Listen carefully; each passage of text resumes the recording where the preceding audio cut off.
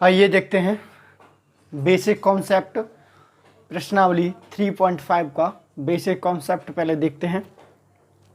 रैखिक समीकरण के युग्म से जैसे देखा जाए पहला नंबर a1 अपॉन के a2 is not v1 upon के v2। ये कंडीशन आए तो हमें आदित्य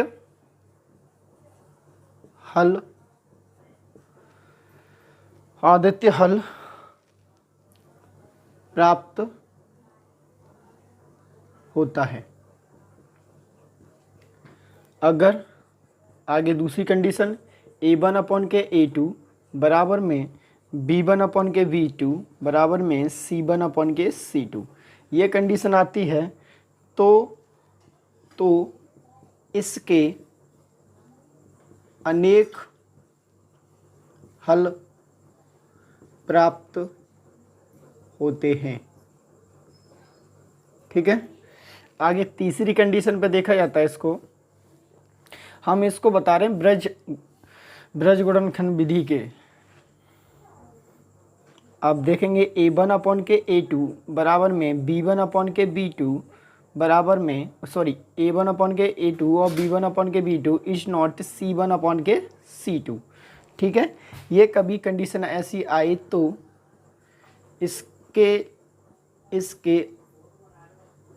इसका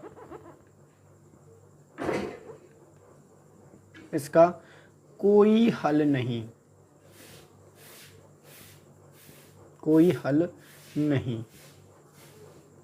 है। आइए इसको प्रश्नावली के अकॉर्डिंग हम देखते हैं। देखिए आगे, हाँ जी, आइए देखते हैं प्रश्नावली 3.5 का क्वेश्चन नंबर पहले के। हम इनके चार भागों में क्वेश्चन है, इसमें देखते हैं। पहले का पहला दिया है x माइनस के 3y माइनस के 3 बराबर में 0। ये आपका समीकरण नंबर फर्स्ट होगा। और दूसरा दिया है 3x माइनस के 9y माइनस के 2 बराबर में 0, समीकरण नंबर सेकंड।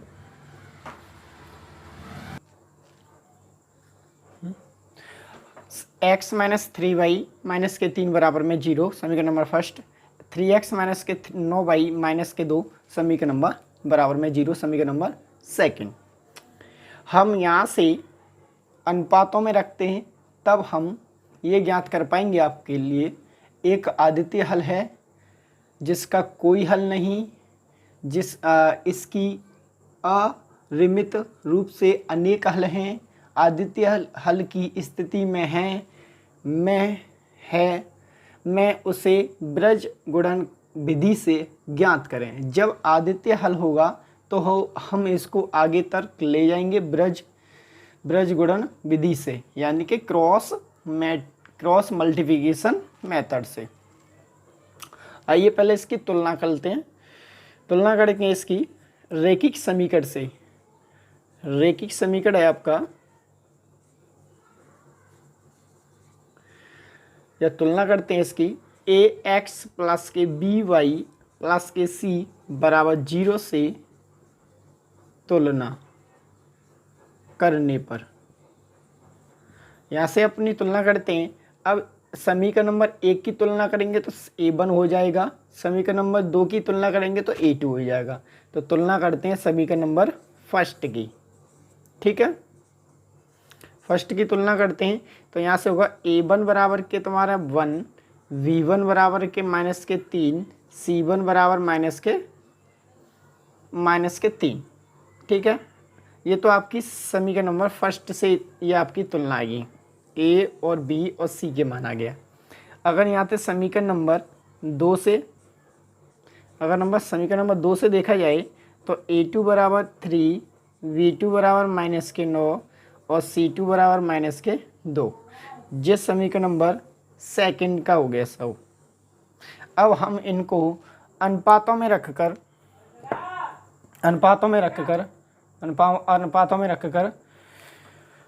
इनको देखते हैं आदित्य हल होगा या अनेक हल होंगे, क्या इसका कोई हल नहीं होगा। देखते हैं आगे। तो हम देखेंगे अनुपातों में रखने पर, तो इसका एक फॉर्मेट होती है A1/K A2 बराबर में B1/K B2 बराबर में C1/K C2। अपन यहाँ से वैल्यू देखेंगे, तो पता चलेगा A1 की वैल्यू आपकी कितनी है। देखो यहाँ पर A1 की वैल्यू और A2 की वैल्यू मैंने पहले से यहाँ पे मैंने निकाल ली थी। और यहाँ देखो कंडीशन कैसी आ रही है, A1/K A2 B1/K B2 is not C1/K C2। ये वाला कंडीशन, ये कंडीशन आती है तो इसका कोई हल नहीं होगा। यही आपका आंसर होगा। यहीं तक मैंने छोड़ दिया। पहला क्वेश्चन समाप्त होता है। आइए इसका सेकंड क्वेश्चन भी देखते हैं। सेकंड क्वेश्चन, पहले का सेकंड, 2x + k y बराबर में 5। इधर को ऐसे इधर खींचें, लेफ्ट से राइट में आएगा ये 2 राइट से लेफ्ट में आएगा 2x + के y प्लस का इधर आएगा तो माइनस का 5y बराबर में 0। समीकरण नंबर फर्स्ट। आगे देखते हैं 3x + के 2y बराबर में 8। इसको इधर लाते हैं 3x + के 2y माइनस का 8। समीकरण नंबर सेकंड। तो आपका क्या बचता है यहाँ पे 0। समीकरण नंबर सेकंड। अब क्या करते हैं, रैखिक समीकरण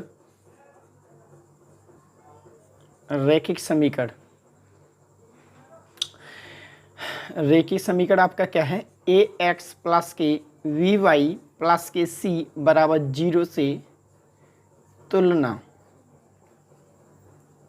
करने पर।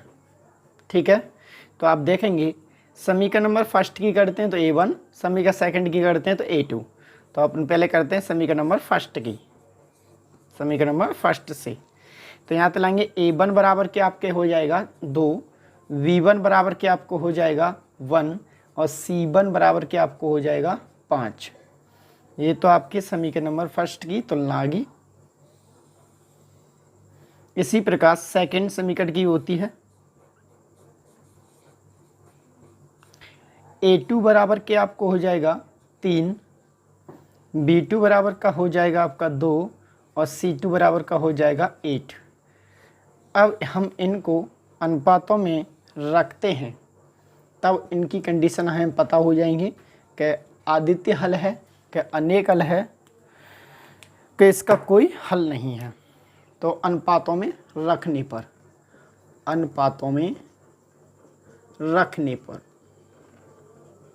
तो एक फॉर्मेट में आता है A1/K A2 बराबर में B1/K V2 बराबर में C1/K C2।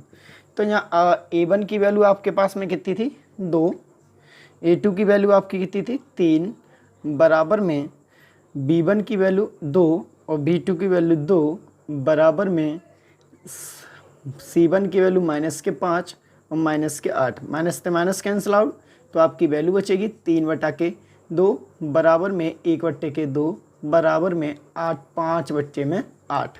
अब हम अनुपातों को इनकी तुलना करते हैं।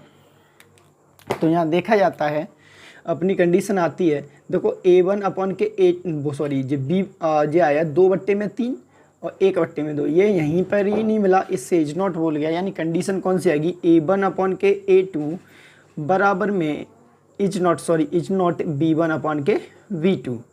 यानी जे कंडीशन आ रही है तो आपका एक ये आपका क्या हो जाएगा, आदित्य हल।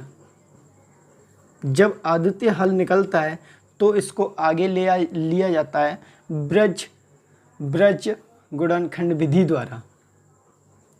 ब्रज गुणन विधि द्वारा।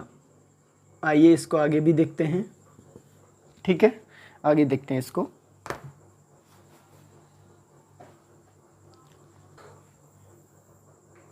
आइए देखते हैं। देखो यहाँ A1 की वैल्यू मैंने निकाल ली थी, B1 की जे रही, C1 की जे रही, A2 की जे रही, B2 की जे रही और C2 की जे रही।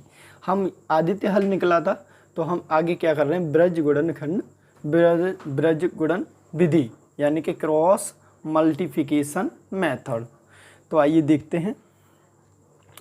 इसके पहले आप इसको देख लें, समझ लें। पहले x यहाँ रखा जाता है V1 V2 C1 C2, y बीच में रखें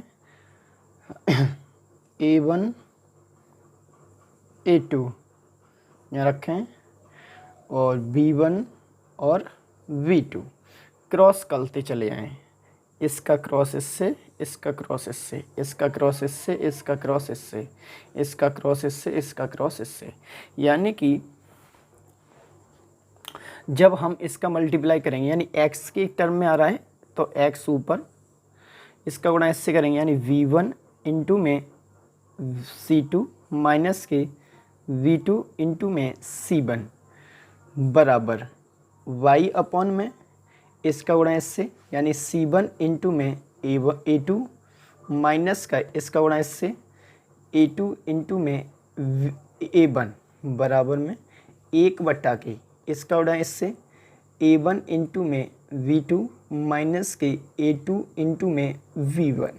ये आपका निकल गया ब्रज गुणन विधि का फॉर्मूला। ठीक है, इसी में आप रख दें वैल्यू को और निकल जाएगा। तो यहाँ रखते हैं x बटा के। यहाँ देखो B1 आपका कितना है 1। यहाँ देखो C2 आपका कितना है 2, C2 कितना माइनस का 8 माइनस B2 कितना आपका यहाँ पे 2 और C1 कितना आपका यहाँ पे माइनस का 5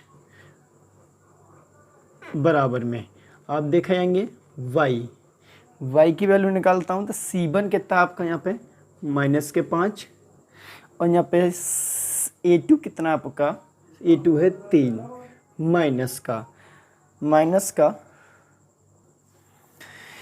देखिए C2 की वैल्यू यहाँ से निकालते हैं। C2 की वैल्यू है माइनस का 8 और A1 की वैल्यू देखेंगे तो कितनी आपकी 2। ठीक है, A1 की वैल्यू आपकी 2। अच्छा, बराबर में यहाँ देखा जाता है तो 1 है। A1 की वैल्यू आपकी आती है 2 इंटू में B2 की वैल्यू आपकी आती है 2 इंटू में A1 की वैल्यू 2 और B2 की वैल्यू 2 माइनस का A2 की वैल्यू आपकी आती है 3 इंटू में और B1 की वैल्यू आती है 1। ठीक है, आगे सॉल्व करें इसे। x अपॉन के माइनस का 8 जे इससे टकराएगा तो प्लस का 10 यानी 5 दूनी 10 माइनस माइनस प्लस हो जाएंगे। y अपॉन के माइनस का 15 8 दूनी 16 प्लस के बराबर में 1/4 माइनस के 3। अब यहाँ से निकाले जाएगा x 10 में तो 8 जाते हैं तो 2 बचेगा, y में तो y अपॉन 16 में तो 15 जाता है 1 बचेगा और 4 में से 1 जाते हैं तो 1 बचेगा। ठीक है, एक बार क्या करेंगे x/2 को इसके साथ रखेंगे और दूसरी बार y अपॉन 1 को इसके साथ रखेंगे। तो देखें x अपॉन के 2 बराबर में 1/1। इसका मल्टीप्लाई इससे कराएं तो आपकी x की वैल्यू निकलती है 2। ठीक है, आगे y अपॉन के 1 बराबर में इसके साथ फिर दोबारा रखवा दें। इसका गुणा इससे, इसका गुणा इससे कराएंगे तो x y का गुणा इससे होगा तो 1 यानी कि y की वैल्यू क्या निकलेगी 2। तो ब्रज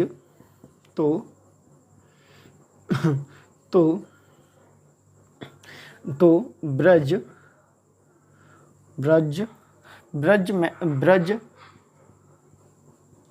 गुणन विधि से x का मान 2 निकला है एंड y का मान निकला है 1। डेट्स ऑल, यही आंसर है। आइए तीसरा क्वेश्चन भी देखता हूँ।